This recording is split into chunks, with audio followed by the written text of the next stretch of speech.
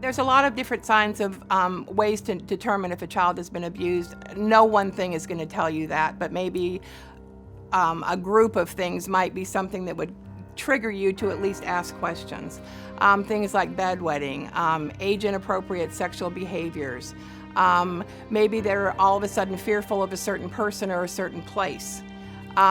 Excessive masturbation. But I think any of those kinds of things are triggers that you have to look at. You need to go to your pediatrician, you need to talk to a mental health counselor, you need to check with Department of Children and Families or a child protection team or a children's advocacy center, someone to get information to then make an assessment whether you need to report this.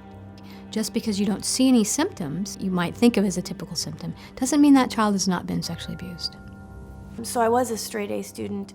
I didn't act out.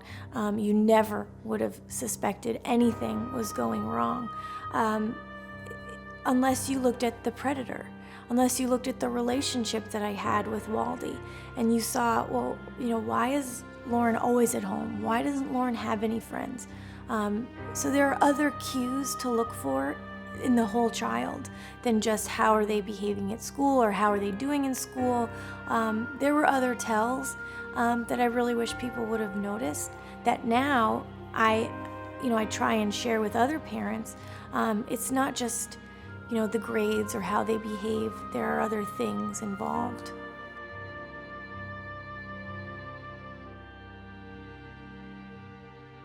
Sexual abuse is something that we diagnose based on their words. It's what children say.